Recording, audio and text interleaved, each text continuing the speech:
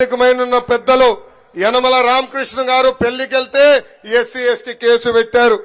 అయ్యన పాత్రుడు గారి పైన ఏకంగా రేపు కేసు పెట్టారు. కొల్లు రవీంద్ర గారి పైన, అదేవిధంగా అచ్చెన్నాయుడు గారి పైన కూడా అనేక కేసులు పెట్టారు. నిన్నగాక మొన్న నంద్యాల తెలుగుదేశం పార్టీ అధ్యక్షులుగా రాజశేఖర్ గారిని నియమిస్తే ఆ బీసీ నాయకుడి పైన 2 రోజుల క్రితం ఏకంగా రౌడీ షీటర్ కూడా ఓపెన్ చేసింది ప్రభుత్వం. ఈ ప్రభుత్వం ఒకటి చెప్తున్నా, మీరు పెట్టే ఎఫ్ఐఆర్లు మడిచి ఎక్కడ పెడతారో పెట్టుకోండి. 2 నెలలు మా ప్రభుత్వం వస్తుంది.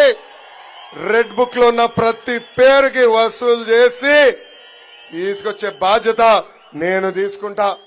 అంతేకాదు, వాళ్ళ పార్టీకి చెందిన మంత్రులు, ఎంపీలు, ఎమ్మెల్యేలు ఏం ఆడుతున్నారో మనందరం చూసాం. ఈ రోజు ఏకంగా వాళ్ళ పార్టీకి చెందిన ఎమ్మెల్సీ బీసీసీఎల్ అధ్యక్షుడు జంగా కృష్ణమూర్తి గారు వైకాపా పార్టీలో బీసీలకి న్యాయం జరగట్లేదని చెప్పే పరిస్థితికి వచ్చారు. పద్మశాలి సామాజిక వర్గానికి చెందిన కర్నూలు ఎంపీ సంజీవ్ కుమార్ గారు ఏకంగా వైకాపా పార్టీలో బీసీల గొంతు నొక్కేస్తున్నారని చెప్పే పరిస్థితి. ఇంకా పార్థసారథి గారు కూడా సీనియర్ నాయకుడు, మంత్రిగా చేసిన వ్యక్తి, అనేక సార్లు ఎమ్మెల్యేగా పనిచేసిన వ్యక్తి, కనీసం ఆయనకి అపాయింట్మెంట్ ఇచ్చే పరిస్థితుల్లో ఈ ప్రభుత్వం లేదంటే బీసీలంటే ఎంత చిన్న చూపో మనందరం ఒక్కసారి ఆలోచించాలా. అదే తెలుగుదేశం పార్టీలో బీసీ సోదరులను ప్రోత్సహించాం. ఆనాడు ఆర్థిక శాఖ మంత్రిగా యనమల రామకృష్ణ గారు పనిచేశారు. కేంద్రంలో ఎర్రం నాయుడు గారు 2 సార్లు మంత్రిగా పనిచేశారు. ఇంకా మన రాష్ట్రంకి వచ్చే గల అనేక మంది బీసీ నాయకుల్ని మంత్రులుగా మనం ప్రోత్సహించాం. ఇంతేకాదు, ఒక టీటీడీ చైర్పర్సన్ అన్నా, టుడా చైర్మన్ అన్నా ఏకంగా బీసీలని ప్రోత్సహించిన పార్టీ తెలుగుదేశం పార్టీ.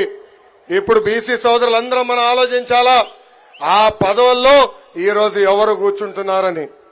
ఇంతేకాదు, మనందరం చూశాం 10వ తరగతి కుర్రోడు అమర్నాథ్ గౌడ్ని ఎంత కిరాతకంగా చంపేశారో వైకాపా నాయకులు. అమర్నాథ్ గౌడ్ చేసిన తప్పేంటో తెలుసా? వాళ్ళ అక్కని వేధిస్తున్న వైకాపా నాయకులు వ్యతిరేకంగా మాట్లాడతాం, పోలీస్ స్టేషన్కి వెళ్లి కేసు పెడతాం. ఆ కుర్రోడిని ఏకంగా కొట్టి అతను చదువుకున్న పుస్తకాల నుంచి కాగితాలు చింపి నోట్లో కుక్కేసి కాలు చేతులు కట్టి పెట్రోల్ పోసి తలగలు పెట్టారు ఈ వైకాపా నాయకులు. ఈ రోజు ఆ చెల్లమ్మని చదివిస్తుంది నా తల్లి భువనేశ్వరి అమ్మ. అది తెలుగుదేశం పార్టీ కంటే బీసీలంటే ఎంత చిత్తశుద్ధో. ఇంతేకాదు, తెలుగుదేశం పార్టీకి చెందిన నాయకులు నందం సుబ్బయ్య గారు, చంద్రయ్య గారు, జాలయ్య గారిని ఎట్లా కొట్టే చంపేశారో మనందరం చూసాం. ఏకంగా వాళ్ళ అంత్యక్రియలు కూడా మన నాయకుడు చంద్రబాబు నాయుడు గారు వెళ్లే పరిస్థితి మనందరం చూసాం. విజయనగరంలో కృష్ణ మాస్టర్ గారిని ఏకంగా బొలేరో తీసుకుని గుద్ది చంపేశారు. ఇనుప రాడ్లు తీసుకుని కొట్టి ఎలా చంపేశారో మనందరం చూసాం. ఇంకా ధర్మవరంలో మా పద్మశాలి సోదరులు వాళ్ళు నేసిన బట్టన్ని ఇక్కడ విజయవాడలో వైకాపా నాయకులు అమ్మారు. వాళ్ళకి బాకీలున్నారని పద్మశాలి నాయకులు వెళ్లి అక్కడ విజయవాడలో వైకాపా నాయకులు అడిగితే ఏకంగా వాళ్ళ షర్టు ప్యాంటు విప్పి కింద కూర్చోబెట్టి వీడియోలు తీసి బయటకు వదిలేసే పరిస్థితి మనందరం చూసాం. అంతేకాదు, నా పాదయాత్రలో శ్రీకాళహస్తి నియోజకవర్గంలో రజక సామాజిక వర్గానికి చెందిన మునిరాజమ్మ నన్ను కలిసింది. ఆ తల్లి ఆమె బాధలు వ్యక్తం చేసింది. అక్కడున్న బడా చోర్ బిఎఫ్ మధుసూదన్ రెడ్డి చేసే ఏదో పనులు ఎండగట్టింది. అది చూసిన తర్వాత ఏకంగా అక్కడున్న శాసనసభ్యుడు వెళ్లి ఆమె షాప్ ని ధ్వంసం చేశారు. ఆమెను అన్ని రకాలుగా ఇబ్బంది పెట్టారు. ఆ అమ్మకి అన్నగా నిలబడిన వ్యక్తి మన నాయకుడు చంద్రబాబు నాయుడు గారు. ఆయన ప్రోత్సాహంతో మళ్లీ ఆ తల్లి షాపు పెట్టుకునే పరిస్థితి. ఈ సభాముఖంగా అడుగుతున్న జగన్ని, ఇదేనా మా బీసీలకి నువ్వు ఇచ్చే గౌరవాన్ని? పాదయాత్రలో బీసీలు ఎదుర్కొంటున్న సమస్యలు నేరుగా నేను తెలుసుకున్నా. ఆనాడు ఆదరణ పథకం కింద రజక సోదరులకి వాషింగ్ మెషిన్ ఇచ్చాం. కానీ ఈరోజు ఆ వాషింగ్ మెషిన్లన్నీ పక్కన పెట్టేసే పరిస్థితి వచ్చింది. రజక సోదరులు అడిగా, ఎందుకు మీరు వాడట్లేదంటే పెరిగిన కరెంట్ ఛార్జీల వల్ల మేము వాషింగ్ మెషిన్ వాడుకోలేకపోతున్నాం అని చెప్పారు.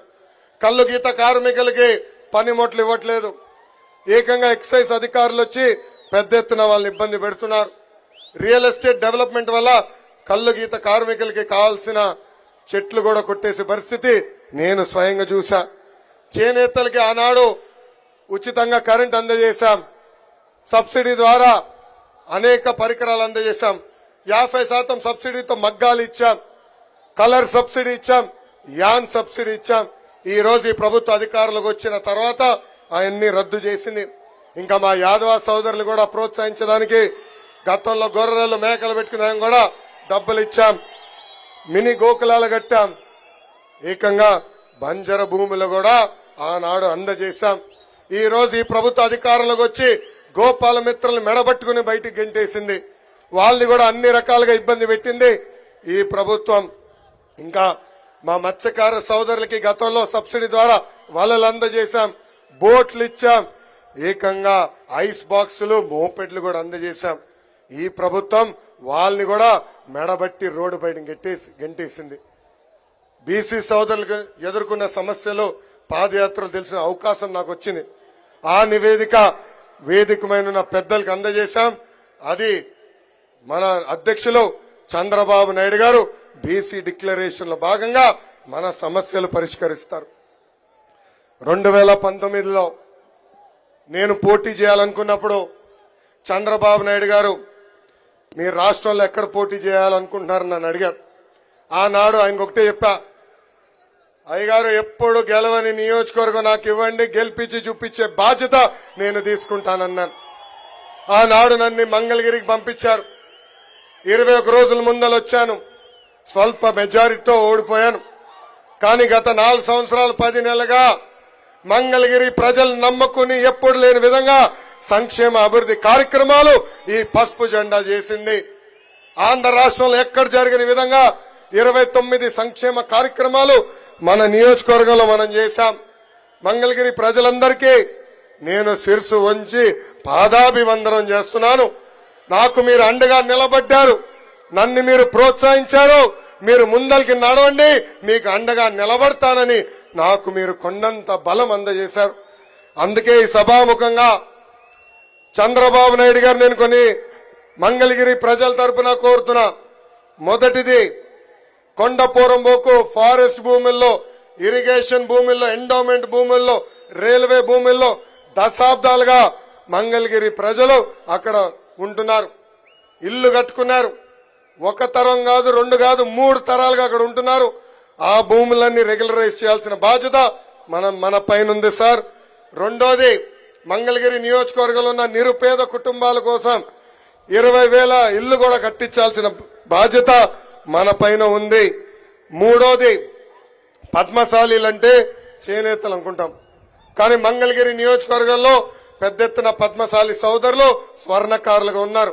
వాళ్ళని ఆదుకునేదానికి ఒక ప్రత్యేక కార్పొరేషన్ కూడా ఏర్పాటు చేయవలసిందిగా పెద్దల్ని నేను కోరుతున్నాను.